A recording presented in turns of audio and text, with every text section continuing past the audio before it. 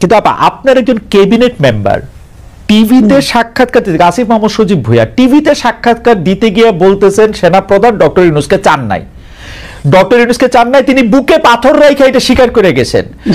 গুজব ছড়াই থেকে আরেকজন লাগে আপা, এখন এইটার হয় ডক্টর ইউনূসকে চাকরি ছাড়তে হবে অথবা সেনাপ্রধানকে বরখাস্ত করতে হবে, আপনারা তো কোনোটাই করেন নাই, অথবা আসিফ মাহমুদ সজীব ভুঁইয়া আপনাদের বলতে হবে যে আপনারা এগুলি কি বলেন, পোলাপাইন হইছেন কতদিন, পোলাপাইন কতদিন থাকবেন না, প্রকাশ্যে বলেন। উনি তো মন্ত্রী, এখন উনি তো মন্ত্রী, আমাদের সন্তান সময় হইলে কি উনি তো মন্ত্রী, তো উনি যখন এটা প্রকাশ্যে বলেন আপনি দুইজনই চাকরিতে রাখেন কেমনে? ইউনূস বা ওয়াকার সাহেব কারো তো চাকরি ছাড়তে হবে এই কথাটা মানলে। এই তো খালেদ, আপনি কথা না শুনে আপনি রেগে যাচ্ছেন। ব্যাপারটা হলো যে আসলে আসিফ মাহমুদ সজীব ভুঁইয়া যে কথাটা বলছে এটা আপনারা জেনেছেন যে অনেক সমালোচিত হয়েছে, এবং এটা আমাদের ভিতরেও অনেক সমালোচনা হয়েছে, কারণ এই কথাটা আসলে সরকারের কথা না, এবং সরকারের পক্ষ থেকে হয়ে সে বলেনি, সে তখন মানে তার পুরনো ভূমিকায় চলে গেছে হয়তো, সেজন্য বলেছে, কিন্তু এটা সরকারের কথা কোনো মতেই না। কাজে এটা রাখা না রাখা, এবং তাকে বলা হয়েছে এগুলো মানে এই ধরনের কথাগুলো আসলে আমরা বিরত থাকব।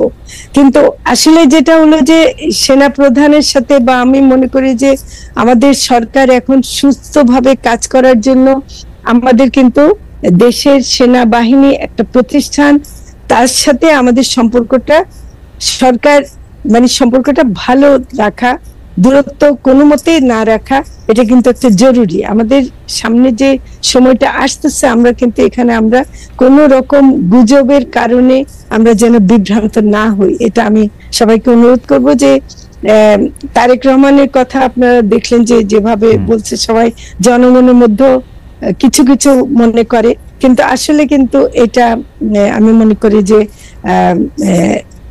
এভাবে সেনা প্রধানকে ছোট করা বা সেনাবাহিনীকে ছোট করা, সেনাবাহিনীর ভূমিকাকে খাটো করে দেখা দেশের জন্য এটা ভালো না। আপা ভারতীয় মিডিয়া বলি, আমাদের এখানকার অনেক আওয়ামী যারা বেনিফিশিয়ারি আছেন, যারা দেশের বাইরে আছেন, দেশের ভিতরে কেউ কেউ আছেন, তাদের মধ্যে থেকে অনেকের কথা বলি, কিন্তু আমাদের মানে আমি এই প্রসঙ্গটাই হয়তো তুলতাম না, কিন্তু আমাদের একজন ক্যাবিনেট মেম্বার যখন একজন মন্ত্রী পদমর্যাদায় অধিষ্ঠিত একজন উপদেষ্টা যখন বলেন যে প্রধান উপদেষ্টা হিসেবে ডক্টর মোহাম্মদ ইউনূসকে, হ্যাঁ এটা যখন বলেন, তখন সেনাবাহিনী গাড়ি যদি ঢাকা শহর দিয়ে মুভ করে তখন গুজব ছড়াবে না, তো গুজব ছড়াবে কখন?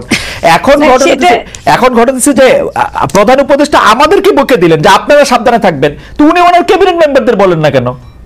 না বলেছেন, এটা বলেননি, আপনি কেমনে জানেন? আমি তো বলতে দেখি না, তো আমি তো বলতে দেখি না ওনাকে কিছু।